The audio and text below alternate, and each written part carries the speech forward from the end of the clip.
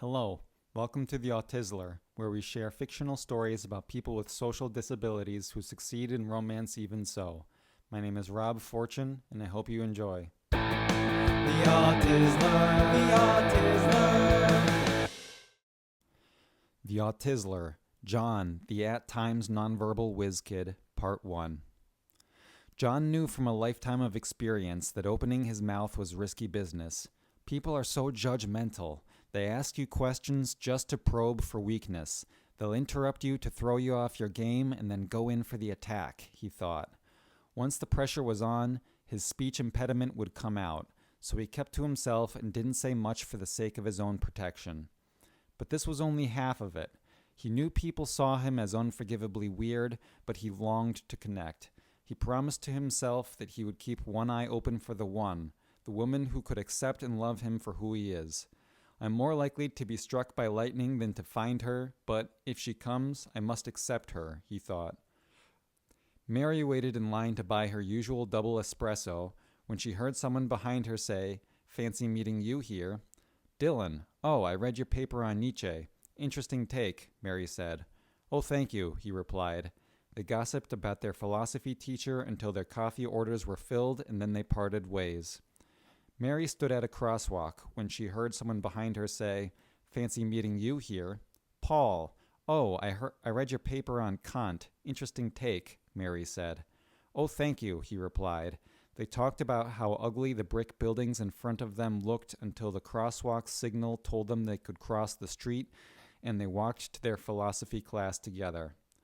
Mary sat down in class in between Dylan and Paul when she heard someone behind her say, "Fancy meeting you here." "Dan, oh, I read your paper on Socrates. Interesting take," Mary said. "Oh, thank you," he replied.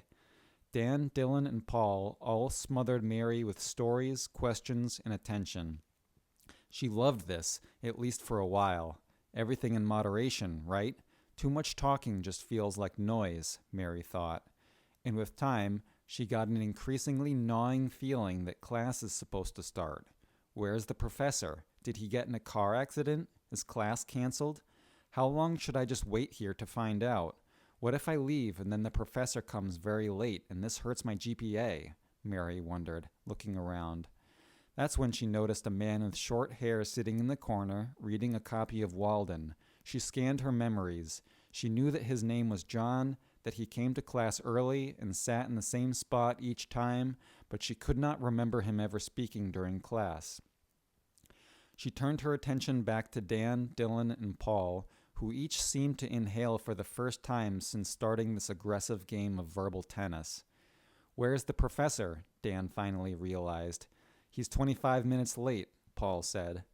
"All right, time to go home. I have a psychology paper due on Friday. Would you like me to walk you home, Mary?" Dylan said. "No, thank you. I'll wait here a bit longer," Mary said. The three men chatted and lingered as if waiting for something, but eventually they left. Mary turned her attention to John. "I see you're reading Walden," Mary ventured. John didn't reply, so she said it again louder. "Hey, friend, I see you're reading Walden." "Yes, Walden is in my hand. Thanks for pointing out the obvious. What should I say to that?" John thought. "Yes," he said. "I haven't seen you in my other classes. You aren't a philosophy major, are you?" she asked. "No." "What are you then?" "You mean what major am I studying?" "Yeah, electrical engineering." "Why is a guy who reads Walden for fun studying electrical engineering? Those things are like opposites." John started explaining, in excruciating detail, the electrical devices, including homemade heating and temperature control systems that he had seen on YouTube, invented by any of several no-name geniuses living in isolation. Miraculously, Mary was able to summarize what she was hearing. "So you're telling me that you're going to be one of those wild inventors living off-grid?" she asked. "Well, I'm sure as hell not going to work in an office with fluorescent lighting," he thought. "Probably." "Living in a cabin in the woods sounds pretty good to me," she thought. "Aren't you going to miss something if you live off-grid? Going to concerts? Access to culture?" "If I need it, I'll build it." "So you're good with your hands." "Am I going to be judged on the accuracy of my answers? I can't say I'm good with my hands with all the screws I've stripped in my lifetime, he thought. Whatever I can't do now, I'll learn. Well, I know you're not lying. Here you are, in the center of higher learning, improving yourself. I like your vibe, guy. What are you doing now? It seems like the professor isn't coming. I need to eat something before my afternoon class. Oh, I could eat something. Are you going to the dining commons? I wasn't until now. Yes, are you? Yes.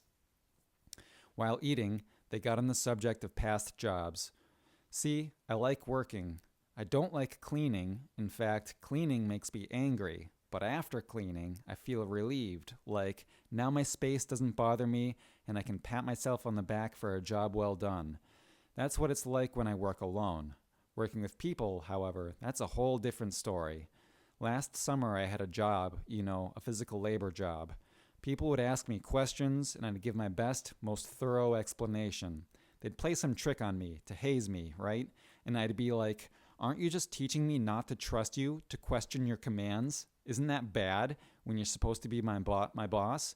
And due to our roles, I'm supposed to do what you say? They just laugh and call me dumb and gay. That's when I decided I needed to put the philosopher persona away. I like the philosopher, but he is sensitive and rarely understood. So instead, I created the pro wrestler persona. The pro wrestler grunts too loudly at all physical exertion, obsesses over the protein content of all of his meals, and says things like, whey protein is the way. This way, when my coworkers inevitably laugh, whether they laugh at me or with me, it does not hurt. But doesn't it still hurt? Like, you don't get to be genuine. Well, Ram Dass says this is like changing robes. When you go to your physical labor job, you put on your physical labor robe, and you act like a physical laborer. When you go to college and you put on your student robe and act like a student. Then you go to a job interview and you put on your job interview robe and you act like a confident person who knows exactly what you're doing and who never rambles. None of these robes contaminate your body or your soul. They are just something to put on to suit whatever you are about to walk into. Whether you need a raincoat or a winter jacket or a bathing suit, you just choose the clothing to match the environment. It is no damnation on your character to change your clothes or change your vocabulary to suit whatever context you are in. The philosopher or the student might be my favorite robes to put on, but sometimes it is much too hot outside for your favorite winter jacket. Do you see what I mean? I do, Mary said. Funny that the quietest guy in class also talks like this, she thought. So do you get a chance to wear your favorite winter jacket? To be your genuine self, I mean. Well, that's what I'm chasing. I'd like to get more time in my favorite clothes and less time in the clothes I don't like. It's hard, though. Not even my dad understands this. What's up with your father? Mary asked.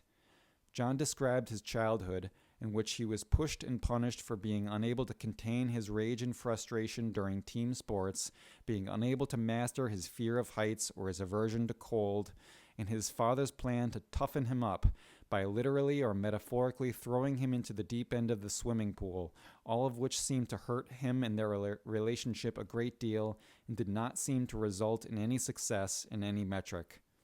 I'm sorry that happened to you.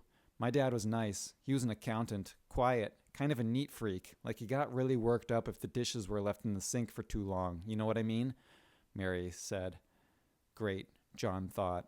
Another way I'm perpetually misunderstood. Another person from a well-adjusted family that will never be able to understand or relate to me. Mary sensed John retreating. She tried to pull him back in by changing the subject. The rest of their lunch went fine. They left each other with a pleasant wave. That's the end of part 1.